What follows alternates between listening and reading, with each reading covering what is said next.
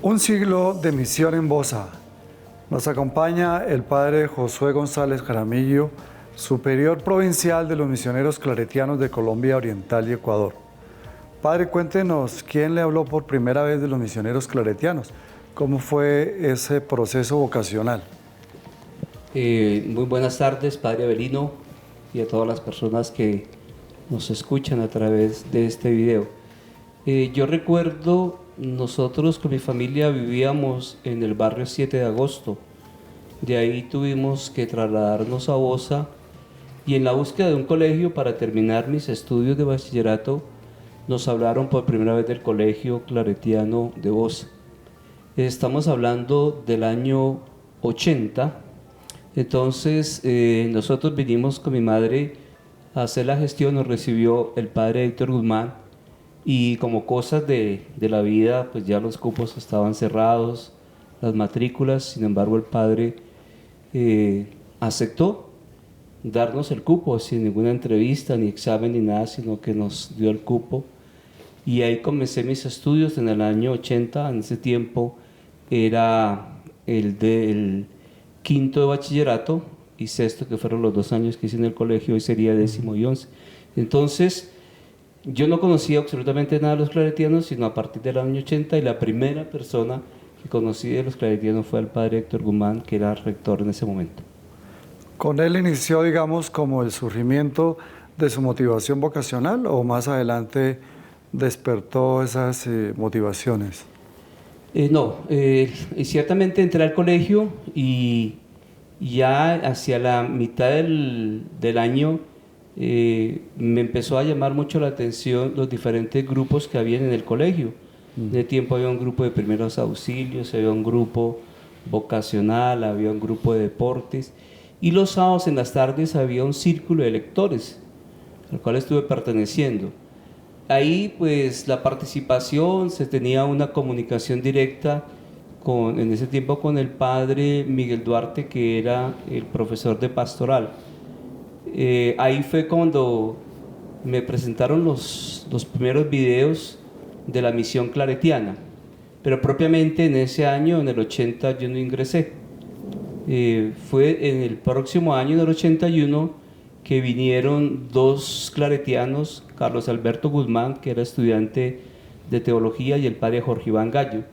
Estuvieron haciendo una presentación en torno a la vida y vocación del padre San Antonio María Claret, y al terminar yo me acerqué y les dije que a mí me gustaría como pertenecer al grupo y esto. Inicialmente sí, quedamos pendientes y me acuerdo que a finales de agosto se tuvo la primera invitación a un encuentro de pastoral vocacional. Ese encuentro me acuerdo que lo realizaron en Peñas Blancas, en Melgar, que los claretianos tenían una casa ahí. Y en el encuentro estuvo el padre Jorge Iván Gallo, estuvo el padre Miguel Duarte, que fueron los que coordinaron ese encuentro. Para no alargarnos tanto de este encuentro, entonces se hizo ya la invitación oficial a entrar a los claretianos.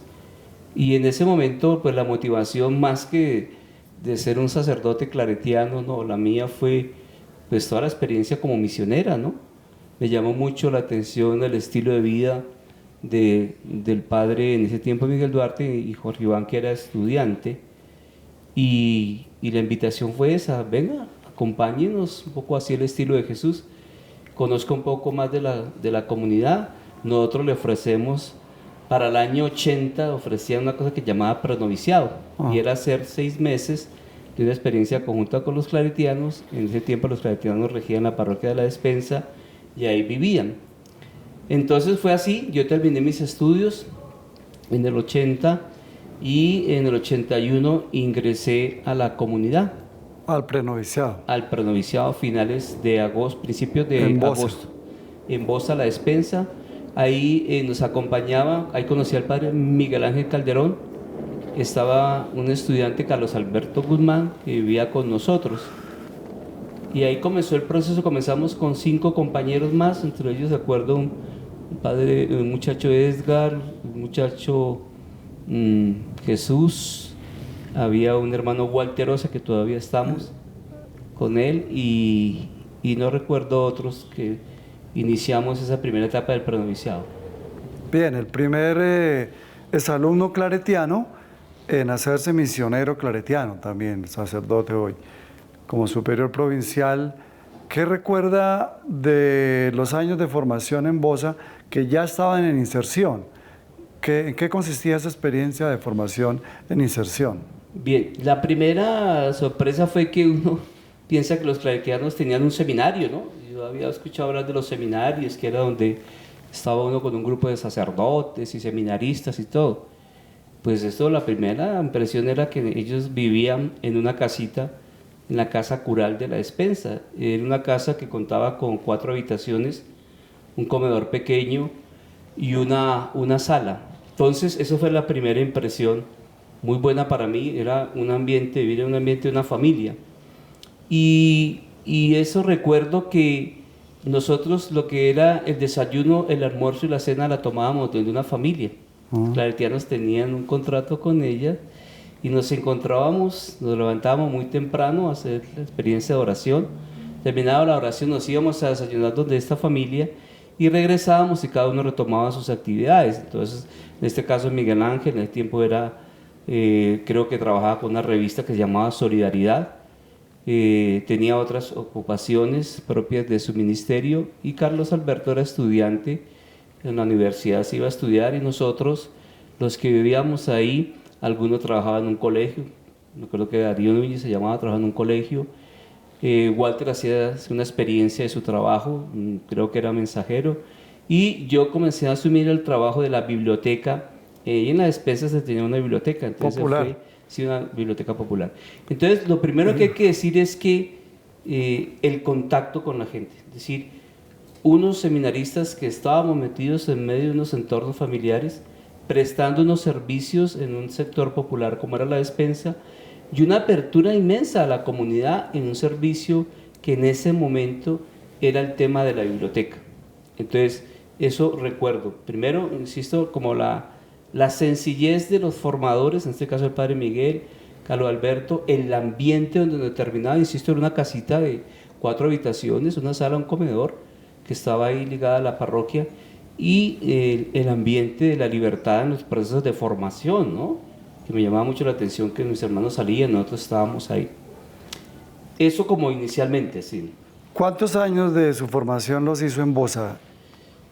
En Bosa, entonces hagamos rápidamente la memoria, 82, 6 meses de provinciado. Yo en el 82 volví a Neiva a hacer el noviciado, retorné en el 83, ahí hice toda la parte de la filosofía, que fueron 3 años y medio, y luego retomamos la teología, que fueron otros 3 años y medio, porque en ese tiempo sacaba la licenciatura. Podríamos decir que de la etapa inicial de formación viví 7 años en Bosa. 7 años. ¿Y dónde realizó sus estudios de formación académica? La filosofía la hicimos en una universidad que tenía un convenio con los redentoristas y El CEPAF. el algo CEPAF, así. era el CEPAF, sí, que fluían varias comunidades religiosas. Ahí estudiamos la filosofía. Terminada la filosofía, fuimos a la Javeriana, ahí hicimos la teología, y estaba la modalidad del bachillerato y sacar la licenciatura en teología. Optamos por sacar la licenciatura en teología. Bien, entonces en esta experiencia de formación en inserción y ya cumpliendo ahora los 100 años, ¿cuál considera que han sido los aportes de la presencia claretiana a estas comunidades de Bosa? Es curioso, uno llega a decir en esa pregunta muy importante que cuáles fueron los aportes. Yo diría que más fue lo que recibimos que lo que dimos en esas etapas de formación.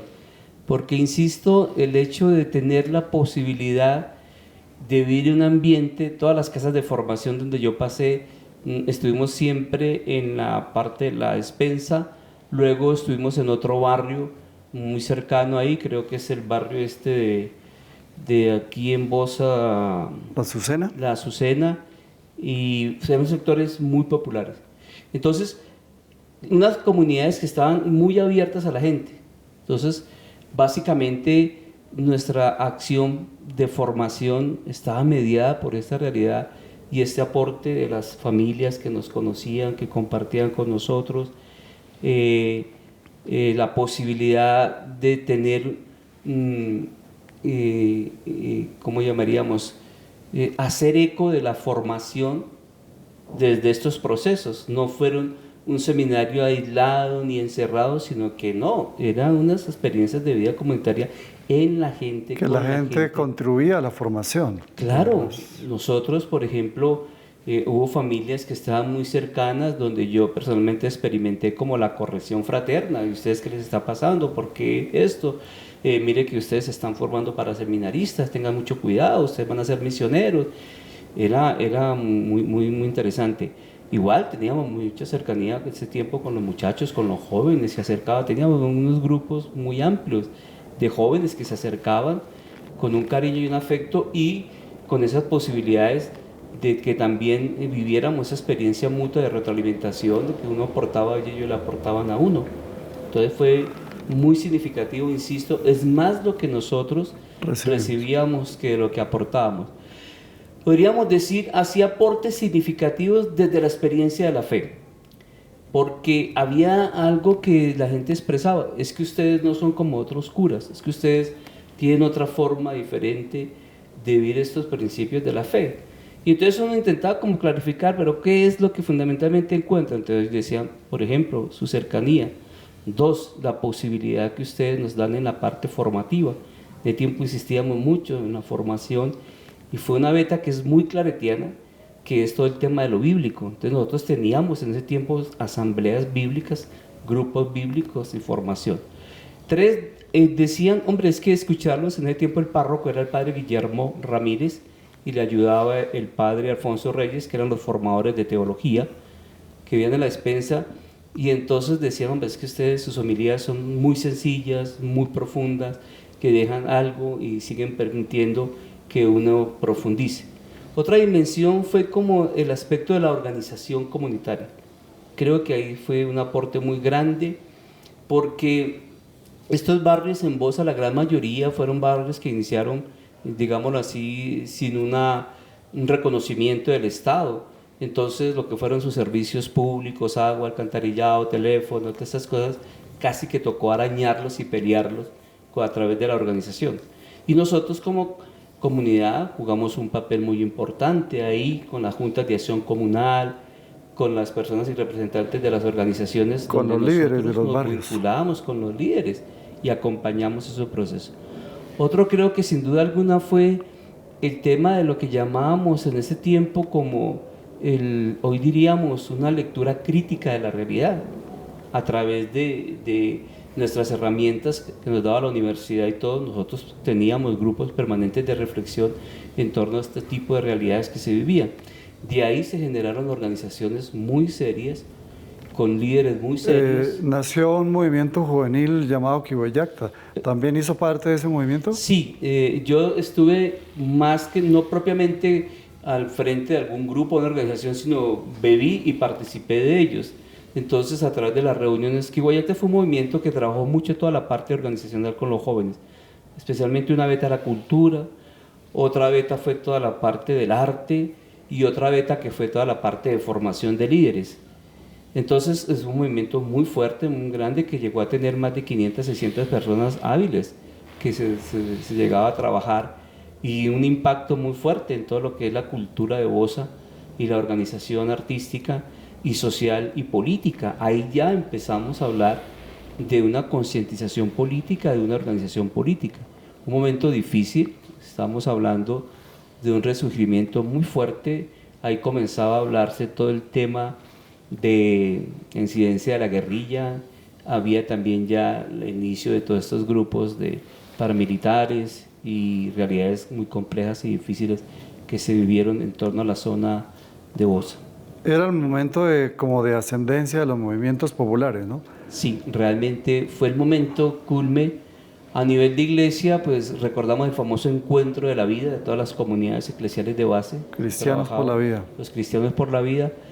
A nivel se tenían ya, estaba muy fuerte ya el movimiento de lo que era la UP, por el lado, y el otro lado había un movimiento muy fuerte que era el tema de luchar organizaciones que en su momento tenían una incidencia en la comunidad. Habían otras organizaciones de tipo, por ejemplo, de recuperación de espacios. Se luchó mucho, creo que casi 10 años en una lucha por la construcción de un colegio, que finalmente se plasmó en el CEDIT San Pablo, después de tanta lucha para que se tuviera un colegio en Bosa, un colegio decente, y pues se luchó hasta que se logró un técnico, construir. Ese es técnico, ¿no? Ese es un técnico, sí.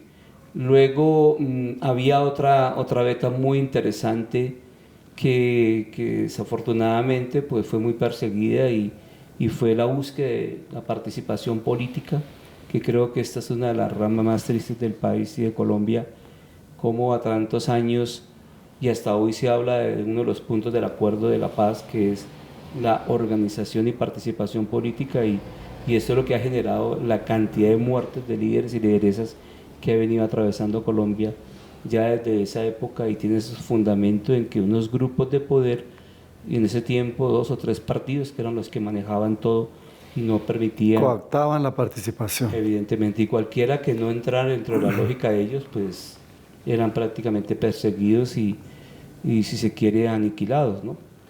Bueno, los misioneros claretianos han tenido la parroquia de Bosa Centro, San Bernardino, la parroquia de La Despensa y el Colegio Claretiano como 3 grandes, digamos, los centros de acompañamiento, de formación, de evangelización.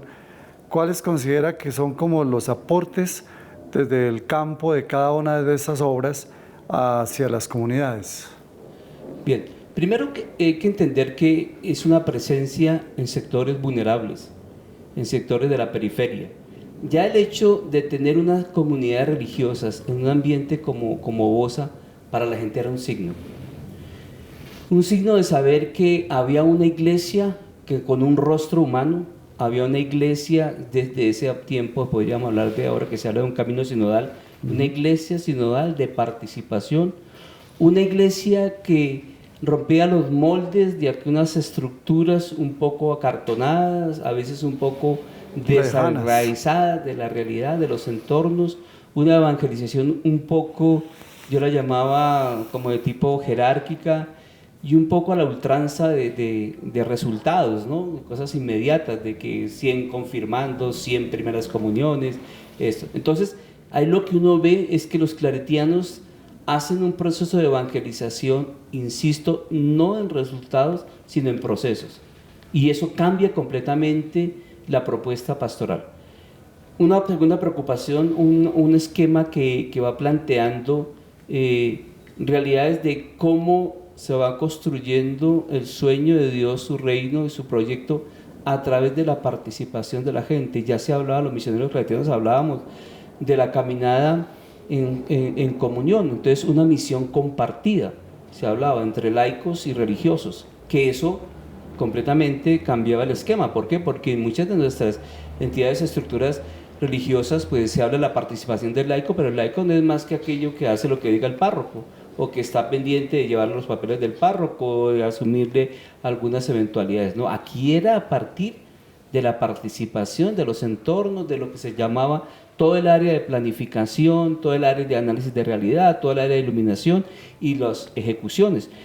Por decirte algo, por ejemplo, recuerdo mucho esas experiencias de misión que se hacían tanto aquí en Bosa como fuera, y eso era un proceso que duraba casi un mes. Se reunían todos los convocados a la misión de los grupos juveniles, de los grupos de oración, de los grupos de cultura, y se preparaba toda la temática, se escogía una temática y así mismo se preparaban los 9 días y se hacía una cartilla, se producían unos materiales y que se cualificaba a las personas que hacían. Eso permitía que después esas experiencias iban a los barrios, a las comunidades, y eso generó una iglesia de participación, una iglesia de comunión, una iglesia pueblo de Dios y con rostro, que eso fue significativo. Surgían las comunidades eclesiales de base también, ¿no? Ahí se dio origen a las comunidades de base. Nosotros alcanzamos a tener, yo lo calculo en ese tiempo, organizadas sistemáticamente y acompañadas unas 15 comunidades de base, que eran acompañadas por los sacerdotes, los religiosos y algunos laicos. En cuanto al aporte del Colegio Claretiano, yo que viví en el colegio, en cosas impresionantes que uno descubre en el colegio cuando llegué, Una fue una educación liberadora. Me acuerdo que le hablaban a uno de una educación liberadora, y en ese contexto uno veía que los claretianos estaban bebiendo en toda la educación de Paulo Freire, gran educador de Brasil, que planteó todos estos esquemas de la educación, y luego se bebía también en otras fuentes que aparecían ahí muy cercanas a todo el trabajo de la educación popular. Entonces eso marcaba completamente diferente, tenía un impacto a través de los currículos, a través de los enfoques metodológicos y a través de la participación. ¿Qué generaba eso? Que al final había un acumulado de conocimiento, la parte cognitiva muy sólida. De hecho, que el colegio cumplía unos estándares de calidad en ese tiempo, tanto al intra como al extra, en sus pruebas, como en ese tiempo el pre-IFES, ahora el saber, y en otras experiencias extramurales, donde el colegio tenía una significada participación. Dos, a nivel social. Es decir, ya se hablaba, por ejemplo, yo bebí de esa primera organización de lo que fue el movimiento indígena. Cuando estábamos en el colegio se hizo el primer congreso indígena, que valga hacer la aclaración, ya no es lo mismo que ahora, ¿no? Era el tiempo donde nosotros, los estudiantes, nos involucraba el colegio y éramos copartícipes en esa organización, desde conseguir una leña, desde conseguir una manta, de conseguir un mercado, hasta ahí llegábamos, y nos permitían las organizaciones indígenas una o dos o tres personas que participáramos, porque eso ya era más de otro nivel, pero era una cosa grata. Igual, otra parte que se tenía muy bien eran los órganos de comunicación. Teníamos 2 periódicos que el colegio mismo los sacábamos, y se articulaba con otras organizaciones. Aquí ya habían otras organizaciones como Cruz Roja, o sea, Cruz Verde, que nació en el colegio, el FEID, que era un centro de investigación en torno a OSA, y en donde el colegio, los estudiantes bebíamos en esas fuentes. Había una jornada también deportiva muy extensa, y me acuerdo que había una marcha de antorchas, que eso, desde su nacimiento allá para en el la voto fiesta nacional, de Claret. para la fiesta de Claret. La fiesta de Claret era eso, era una fiesta popular, una fiesta donde había todo un camino de investigación muy interesante, había una experiencia de sistematización, había una experiencia lúdica, recreativa, y había eso, una fiesta. Entonces yo recuerdo mucho, resumiendo, los estándares de calidad del colegio eran exigentes, teníamos unos excelentes maestros, recuerdo muy bien, y los resultados que se veían en las pruebas, tanto oriente como este, eran muy significativos. Y 3, el plus del colegio en esta conciencia social.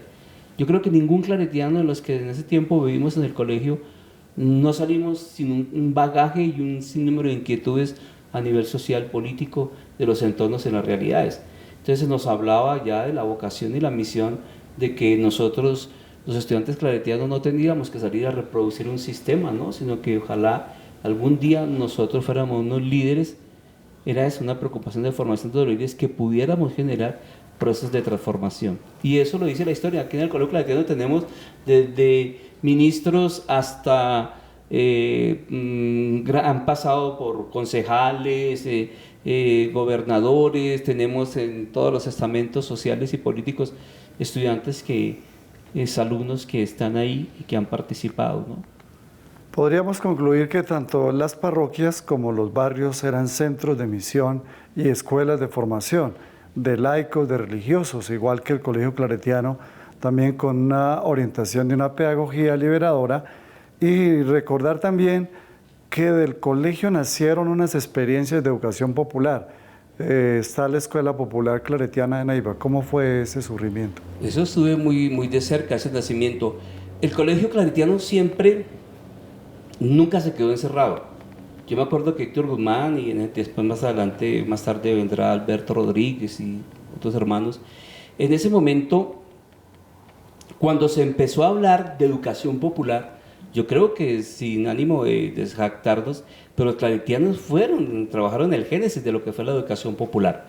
En esos términos de educación popular, me acuerdo tanto que el colegio, en esa proyección, se experimentó un primer acercamiento desde las misiones. Entonces se comenzó, un grupo de maestros se organizaban para participar en las misiones de Semana Santa y Navidad, y en una de esas experiencias se fue a Neiva a participar de una jornada de de misión popular, y cuando se llega a esos entornos, no era simplemente llevar una palabra, o un catecismo, o un regalo para los niños, un juguete, en fin, no, sino era un compromiso. Entonces, al ver esas inquietudes, esas realidades, se descubrió que había unas necesidades en temas de salud, había unas necesidades en temas jurídicos, porque la gente desconocía mucho de sus derechos, se atropellaba mucho, tiros de vida, y había una necesidad en la educación. Entonces, la parte de salud y todo, me acuerdo que se hizo una gestión, se hacía gestión con los representantes de otros sectores, por ejemplo, hospitales, médicos que podrían ayudar. La parte jurídica también se hizo algunas cosas, pero la parte educativa, que éramos donde podíamos aportar como colegio claretiano, se asumió. Y ahí comienza esta experiencia de acercamientos, y después se ve que los mismos docentes, ya con algunos profesores del Colegio Claretiano de Neiva, que se vincularon a estas experiencias misioneras, determinaron que no se podía simplemente venir una semana o cada 15 días o mes, sino que si se quería hacer algo e impactar, debían estar ahí. Y es así como un grupo de maestros toma la decisión de irse a vivir a un barrio de invasión, que nosotros los estuvimos acompañando en el noviciado. Cuando llegaron, se internaron, que se llamó Filo de Hambre, porque eso que el nombre lo dice todo, era filo, lo único que había era hambre. Y ahí llegan los maestros a vivir, los educadores, y comienza entonces con la comunidad a discernir qué era la urgencia, y la urgencia era la construcción de la escuela.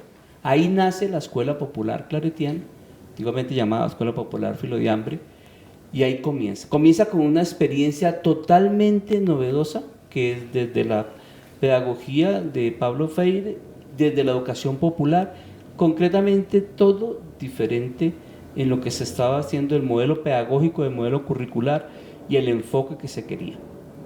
Hasta el día de hoy ese proyecto permanece, ya pues lo ha asumido el Estado, muchos profesores han ido, pero ahí ha quedado la semilla, y yo doy fe que he tenido la oportunidad de conversar con muchos estudiantes que pasaron por ahí, y que hoy realmente es gente que está impactada y está impactando a través de las organizaciones sociales, comunitarias y en otros ámbitos que bebieron esas fuentes de la escuela popular. Hay que decirlo con humildad, y también es una escuela que ha estado asesorada por grandes pedagogos. Recuerdo aquí Lola Sendales, Fernando Torres, otra gente que ha trabajado todo este proyecto de sistematización en la educación popular, y ese impacto de esa formación de docentes, y sobre todo que ha permitido y ha dado la posibilidad, a través de sus reflexiones, de sus publicaciones, que otras fuentes de educación y otros colegios como la Normal Superior de Neiva tengan el modelo impactado por la educación, por la escuela a nivel. También aquí nosotros en el Colegio Claretiano se han bebido muchas fuentes de este trabajo. Creo que es un modelo también para presentar a nivel de América Latina, ¿no? De educación popular. Yo que recuerden un encuentro que hubo en Caracas, en Venezuela, por allá por el año 84-85, fue una de las experiencias que se presentó como significativas, la Escuela Popular Claretiana. Bien, en este momento, ¿cómo es como provincial la misión que se está realizando desde el colegio en la parte de la educación, en la parte de lo pastoral, ya en este contexto de esas nuevas generaciones, y también desde la parroquia que tenemos y la formación que también está aquí todavía, la filosofía? Sí, yo creo que hemos ganado mucho en esta historia. También podríamos decir, sin mirar con nostalgia, que se han perdido otras realidades, pero tú y yo sabemos que los contextos cambian, las situaciones cambian, y hay que saberlo leer y acompañar. Entonces, primero yo veo muy valioso que nuestra formación siga inserta en estos medios populares, y yo la veo valiosa y le apuesto a que sigamos en esta presencia. Dos, considero que sí nos falta, en términos de la formación, asumir unas responsabilidades mucho más, digámoslo, comprometidas. A veces también eso es parte cultural de nuestros jóvenes, hemos tenido algunas resistencias en algunas iniciativas. También se ve un poco como todo este tema de los medios de comunicación, hoy en día todo esto de las redes, los impactos de todas estas realidades están pegando fuerte, y nuestros estudiantes a veces hay que acompañarlos, ¿no?, en el uso inteligente de de los medios de comunicación. Entonces, yo creo que en muchos de ellos hay un poquitico como de timidez, algunas veces de inseguridad, pero que si nosotros, como los formadores, vamos acompañando estos procesos, tendrán que finalmente terminar en estos compromisos que se requieren hoy. Eso implica, también hay que decirlo abiertamente, que muchas cosas de las universidades, nosotros en este momento sufrimos que las universidades se centran en sus currículos fundamentalmente en sacar buenos filósofos y en sacar buenos teólogos, pero no hay más allá de lo que a nosotros nos interesaría, que es formar en el ámbito pastoral. Y vos recuerdas, nosotros en la Javeriana teníamos un seminario de pastoral, formación de la pastoral, que duraba los 5 semestres, sí, donde bueno, era toda una experiencia de cómo hoy en día uno ve que nuestros estudiantes y nuestros párrocos no salen con esas habilidades. No, les cuesta un poco todo el problema de entender el tema de la planeación a corto y a largo plazo, les cuesta mucho todo este tema de la innovación, del compromiso y todo. Son muy buenos teólogos y saben de teología y de liturgia y de magisterio, y en eso son muy bien formados, pero esta otra parte ha sido una falencia y nos toca a nosotros como, en este caso como responsabilidad y como el equipo de formadores, que hay que darle eso a nuestros estudiantes con el ánimo de que ellos entren a participar de estas experiencias, porque finalmente es curioso cuando uno habla con ellos, que los motiva a continuar en su experiencia como consagrados y de vida religiosa. Dicen eso, que el trabajo con los pobres, el trabajo de la misión, lo que han podido contribuir en las organizaciones, y eso ayuda mucho. A nivel del colegio, yo creo que el colegio sigue manteniendo unos estándares de calidad muy altos, muy buenos. En este momento creo que contamos con una planta de docentes muy bien cualificada. Tenemos unos proyectos a corto y a largo plazo significativos como los que ustedes están desarrollando, y veo también la dificultad en dos cosas. Por un lado, en algunos maestros, buenos maestros para las matemáticas, buenos maestros para el inglés, buenos maestros para la filosofía, pero no han entendido a veces la clave de que es un colegio en clave pastoral. Entonces, cuando uno comienza a hablarles a los maestros, ellos reducen, creen que es que nosotros les estamos pidiendo que hagan muchas oraciones, que hagan muchos retiros, que hagan muchas convivencias, que hagamos jornadas o campañas en Semana Santa, en Navidad, para la Virgen. No, nosotros sabemos que un colegio en clave pastoral es que cada uno desde su asignatura debe entender que está llamado a ser un constructor de este sueño, de este proyecto de Dios. Y nosotros estamos en esa lucha de la formación de los docentes. Creemos que necesitamos maestros cualificados, sí, pero no necesitamos un maestro de filosofía por filosofía y un matemático por matemática. Necesitamos un matemático, un filósofo, un profesor de castellano que se meta en esta clave de pastoral.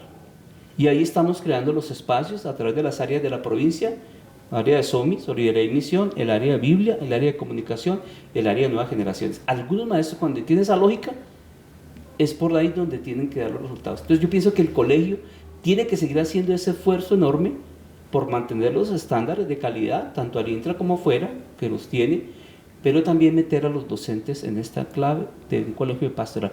Y ahí viene la situación con los estudiantes. Nuestros estudiantes, a veces sabemos todos que simplemente un padre de familia, cuando le decimos las motivaciones, ¿por qué matricula a su hijo en el colegio Claretiano? Porque es un colegio excelente, porque académicamente es excelente, porque yo quiero que mi hijo vaya a la universidad, que yo quiero que mi hijo vaya a la mejor universidad, que pueda formarse y esto.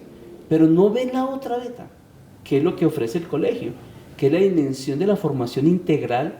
Y cuando hablamos de la formación integral, estamos refiriéndonos al tema de la humanización, al tema de la axiología, de los valores, y al tema del impacto que debe tener un estudiante en sus entornos, en sus realidades personales, familiares y sociales. Entonces ahí también hay que construir, hacer esas narrativas con los muchachos y con los jóvenes, por dónde van. Y no es que nosotros tenemos que entender que de pronto puede que un muchacho no esté pensando en un espacio político, porque desafortunadamente, por la situación que estamos viviendo, los muchachos se declaran la mayoría políticos. Dicen, padre, a mí la política me da asco, son unos corruptos, unos mentirosos, se han tirado el país, han sido... Pero sí encuentro una sensibilidad, por ejemplo, el tema ecológico. Hoy en día un Es muchacho se fuerte. impacta en lo ecológico, un muchacho se impacta el tema de los valores, el tema de las injusticias, el tema de las desigualdades, el tema de la capacidad que puedan ellos en el acompañamiento a otros jóvenes. Creo que son otras temáticas diferentes a los años 70, 90, pero que son tan realidades y que son las que están impactando y que por ahí tenemos que trabajar. En el entorno a la parroquia, creo que en esto que estamos diciendo hay que fortalecer un poquitico con nuestros hermanos, con los párrocos, algo que yo siempre he querido insistir, y es que no trabajemos por resultados, porque es que los resultados, si no se miran así, se ven cosas como inmediatas, en la inmediatez, sino por procesos. Y en este momento la provincia ha hecho una opción fundamental por el tema de las periferias, que hasta este momento lo estamos cumpliendo, ir a las periferias. 2, una caminada sinodal. 3, una caminada desde la espiritualidad claretiana en torno a la misión compartida. Y ahora viene un pasito más, que es el tema de asumir las áreas de la provincia, el área de SOMI, el área de comunicación, el área de nuevas generaciones y el área de Biblia. Entonces ahí tenemos que reforzar, y como también hay que seguir fortaleciendo el tema de los acompañamientos en esta dimensión de la espiritualidad claretiana, que genere y permita que ahí vayamos construyendo otras realidades y otros entornos en el ámbito de la fe que tengan un impacto y una transformación, tanto la persona, la familia como la comunidad. Pero insisto, son otros momentos, otras realidades que se tienen que ir dando y se tienen que estar acompañando. Es difícil hoy también el tema de la motivación hacia los jóvenes, ¿no? Para que se incluyan en los diferentes grupos pastorales. Todo este daño que hemos hecho como iglesia, de estos abusos y de estas cosas, pues es una página que ha impactado mucho y que esperamos nosotros, gracias a Dios, los claretianos, trabajar muy fuertemente. Lo hemos estado cubriendo a través de nuestros protocolos, a través de nuestras rutas de atención, y sobre todo ir como generando ese clima de acogida y de acompañamiento que se requiere hoy en el campo de la pastoral para generar otras dinámicas. Eso es lo que yo considero. Pues muy cercana a este análisis que hace, bastante concreto, y en el contexto de la realidad hoy de las grandes ciudades, como es Bogotá, como es la zona de Bosa. Esta localidad tiene una población más o menos cerca de los 2 millones, ¿no? Más o menos, sí. Esa realidad es bien compleja, porque siguen llegando los desplazados por la violencia, los migrantes, migrantes de Venezuela, de otras partes del mundo inclusive. ¿Cuáles serían como los principales desafíos que tendría la misión claretiana en este contexto? Bien, yo creo que un núcleo que es dedicarnos a lo nuestro, y es el tema de la espiritualidad. Es decir, nosotros tenemos que entender que hoy hay un vacío muy grande en la experiencia de Dios en términos de una espiritualidad comprometida. Cuando nosotros como claretianos sigamos manteniendo esta experiencia a través de los servicios que prestamos, de la catequesis, a través de los grupos de oración, a través de los grupos de arte, a través de los grupos de solidaridad y misión, logramos meter esta veta, que debe ser un eje transversal, en donde la gente sienta que no está vacía en términos reales de su presencia, de la presencia de Dios, ni es un Dios de bolsillo, que muchas veces queremos construirnos un Dios a nuestro acomodo, o uno de esos dioses que no están en contra. Por ejemplo, expresiones como: Padre, yo creo en Dios, pero a mí con la iglesia nada que ver. No, Padre, yo ir a misa, Eucaristía, que hombre, pero si es que la Eucaristía es el centro del encuentro con la comunidad. Hombre, tú no puedes hablar de una experiencia de Dios si no es desde la experiencia de la comunidad.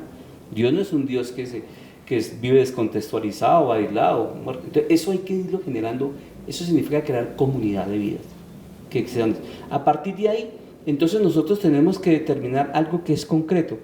¿Cuáles son los núcleos más conflictivos que en este momento presenta una comunidad de Bosa? Para mí, lo que tú sigues diciendo, la descomposición de la sociedad. Impactada no porque es que los pobres son malos o aquí hay gente mala, no, por la situación económica. Aquí hay mucha situación de pobreza y miseria que son caldos de cultivo para, por ejemplo, la delincuencia. Usted sabe, padre, que muchos de nuestros muchachos han sido hasta en nuestras zonas han sido impactados por todo este tema mal llamado los falsos positivos, porque son muchachos que estaban ahí, abusan de ellos. También son muchachos que muchas veces son utilizados por todas estas bandas de narcotráfico, pequeño microtráfico, para hacer el daño en las ventas, especialmente de alucinógenos y todas estas sustancias. Entonces, creo que hay que tener en cuenta que nosotros como claretianos tenemos que tener, insisto, una sensibilidad muy grande a estas nuevas realidades y desafíos, como es el tema de la migración, como es el tema del impacto del manejo de los medios de comunicación, como es el tema de las drogas, como es el tema de la pobreza. Y eso no se puede hacer solo. Yo pienso que otra de las cosas grandes que necesitamos los claretianos es que tenemos que articularnos con otras organizaciones. Es el tiempo de la interdisciplinaridad, es el tiempo de saber que solo no podemos, que hay organizaciones sociales, políticas, económicas, culturales que pueden apoyar el trabajo.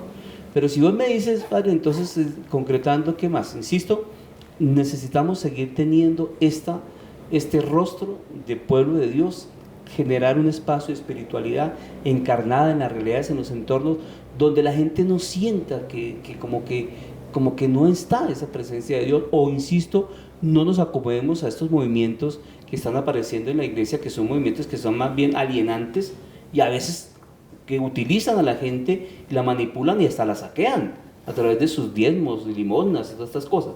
Entonces, una iglesia que permite un rostro, que genera comunidad de vida, que genera una cercanía, ¿no? Una iglesia muy cercana y una parroquia que es capaz de trascender los modelos del templocentrismo y salir a las comunidades. El tiempo de volver a recuperar esta experiencia de las comunidades de vida a través de los sectores y conjuntamente asumir realidades, por ejemplo, pequeños proyectos.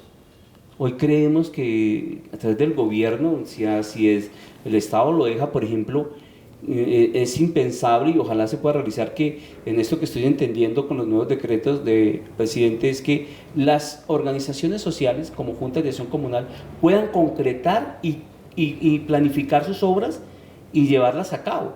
Ya no es el político que va a venir a decirle, mira, aquí la calle se la voy a pavimentar yo y no sé cuándo, y no, sino que hoy dice, lo que yo he entendido del impacto de las organizaciones sociales a través del plan de planeación que se está generando, es una comunidad que cuenta con una junta de acción comunal o veredal, tiene una obra a realizar, un caso de un acueducto. Entonces se genera toda la organización para que se haga la obra y sean ellos los que tengan la capacidad de planificar, de ejecutar, de contratar, que eso es novedoso. Que se corre el riesgo de que no, pues sí, pero mientras que siga habiendo una contraloría, mientras sigan siendo los entes de control, no hay dificultad. Lo hemos comprobado y otras organizaciones ya lo han visto, que cuando el dinero es de la comunidad y la obra es de la comunidad, la gente se compromete y la cuida. Y las experiencias que hemos tenido nosotros de construir un barricito, un parquecito, cuando la gente se le da todo, pues como no nos vale nada, lo destruimos. Pero cuando la gente tiene la conciencia de la organización, de la participación, las cosas se dan y cuidan. Y los recursos rinden mucho más que cuando un político a través de sus contratos piden su mordida, su partida, diciéndolo coloquialmente, y no se llevan a finalmente las obras. Entonces, por ese lado tenemos que entrar nosotros a participar.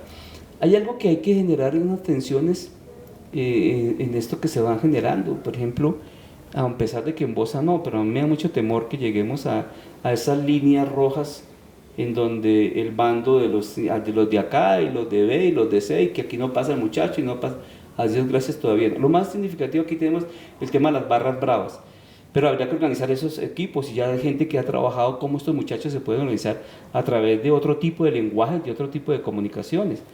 Y también insisto en algo que también tenemos que trabajar muy fuerte, y es el tema de la prevención, porque en estas nuevas generaciones hay que trabajar con los niños, con los jóvenes, cómo prevenir todas estas realidades del consumo de drogas, de cómo prevenir todo el tema de las barras, de las violencias. Creo que en un espacio fuerte podríamos trabajar mucho el tema de lo preventivo. Ese es un desafío para la pastoral también. Sí, también, sí. Y para el colegio, ¿no? También, sí. Especialmente los niños, los jóvenes, todo lo que podamos hacer en tema de prevención. Con las nuevas drogas que están hoy en el mercado, pues... Eso es mucho más grave, sí. El mucho más fentanilo. delicado, y eso genera más desgracia, más pobreza y más miseria.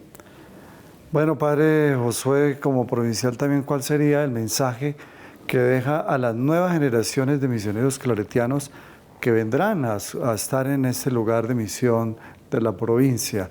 ¿Cuál sería su mensaje, su invitación concreta que les haría? Yo he insistido mucho en algo, es decir, primero que todo, la vida religiosa es un don al interior de la iglesia y es un don que lo aporta el carisma. Nosotros hemos recibido un carisma como misioneros claretianos. Entonces, yo siempre insisto a los nuevos ahora sacerdotes y a los que están en formación, tenemos que entender que como vida religiosa somos un don, somos un regalo de Dios a la iglesia. Y tenemos un carisma que tiene que estar presente y que tiene que tener un impacto en la iglesia y en la vida eclesial de las comunidades. Entonces, lo primero es crecer en el sentido de identidad y de pertenencia, como claretianos. Dos, a partir de ahí, cuando creemos y crecemos en la identidad, el sentido de identidad y pertenencia, vamos a descubrir cosas tan preciosas como lo que llamamos nosotros la misión de las periferias. Un claretiano tiene que salir a las periferias, un poco lo que dice el Papa Francisco, callejear, estar con la gente, y eso implica un desplazamiento, no un éxodo geográfico, de que nos pasamos a vivir acá a un sector, sino un éxodo existencial. Es decir, todo un proceso de metanoia, de transformación de los esquemas mentales, de nuestras vivencias y de estar en la cercanía con el pueblo y con las comunidades, especialmente de estas periferias existenciales. Tres, entender que nosotros, una de las líneas de nuestra espiritualidad es la misión compartida. Entender que un claretiano es un hombre que construye la comunidad a partir con los otros y siendo muy incluyente e inclusivo. Y luego entender que esta inclusión nos va a dar lo que está insistiendo el Papa Francisco, la iglesia particular, esa caminada en sinodalidad. Y esto va a determinar otro elemento que es muy interesante, que hemos estado reflexionando, que yo creo que es el tema del liderazgo. Los claretianos tenemos que preocuparnos mucho, primero hacia el intra, todo el proceso del liderazgo, y luego hacia afuera, un liderazgo que hoy se habla mucho de ese liderazgo discerniente, es decir, que tenga una capacidad de discernir. Ya no es el líder solo, solitario, poco de las figuras de los cómics y de todas estas realidades, sino es un líder que está ahí, que acompaña, es un líder capaz de discernir, es un líder capaz de acompañar, un líder de comprometerse, un poco lo que decimos, ¿no? Como el buen pastor que está ahí, cuida su rebaño. Y tres, tener la capacidad de un entorno, de una lectura crítica de la realidad. Es decir, que sepa discernir los signos de los tiempos que hoy se requieren mucha profundidad, porque hoy en día entre estas mezclas de realidades hay unos caos, que a veces se quiere presentar el bien como mal, o a veces queremos defender unos valores y principios que no están de acuerdo a nuestras realidades, y a veces entramos en unos juegos, y cómo tomar distancia de esas realidades si no es desde partir de una conciencia crítica, de un discernimiento. Y otro elemento que creo que es muy fuerte que podemos hacer nosotros es también en este momento no desligarnos de que estos entornos nos exigen salir de nosotros. Y es decir, tenemos que volver a mirar que al interior de nosotros hay realidades y entornos de organizaciones con los cuales se puede trabajar. Y ahí también tendríamos que nosotros aportar. Entonces, como claretiano, ¿yo qué sueño?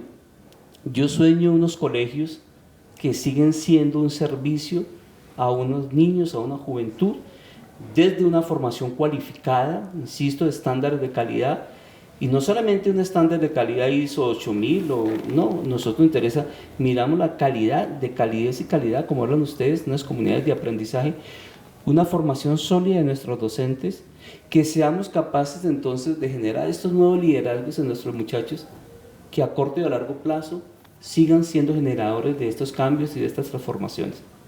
Eso para mí es sueño. Trabajar mucho el tema de la prevención, trabajar mucho el tema de la axiología, trabajar el tema de las nuevas generaciones, de lo incluyente, que es real y hay que hacerlo.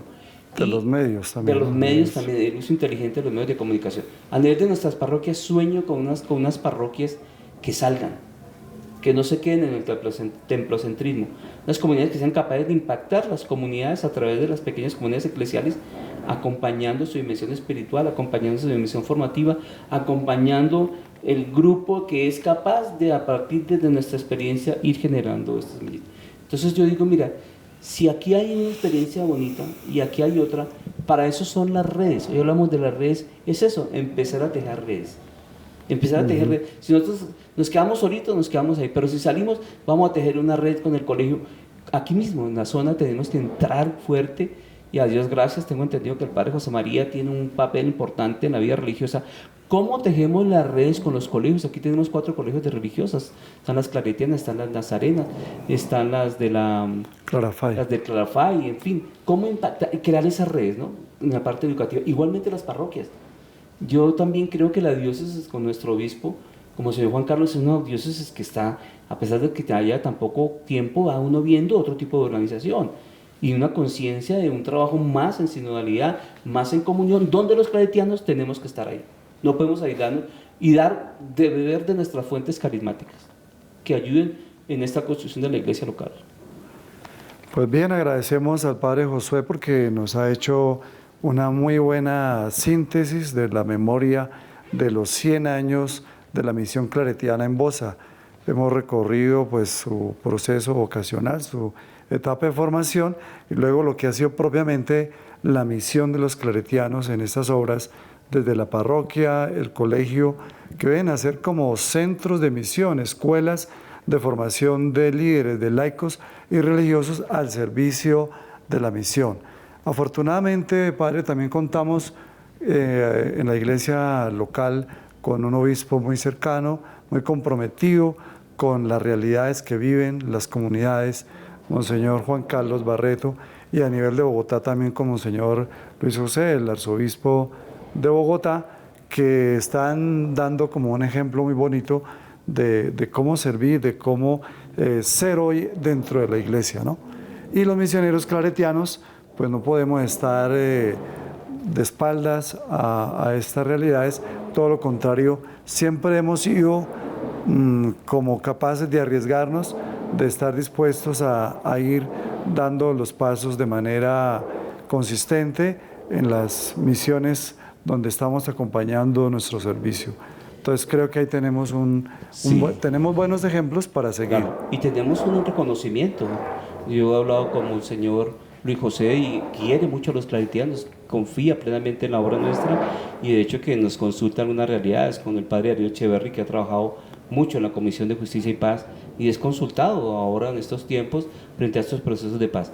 Ahora también el impacto que estamos teniendo a través de los medios de comunicación en la Eucaristía Dominical que anima el Padre y las comunidades en el voto nacional, eso es significativo.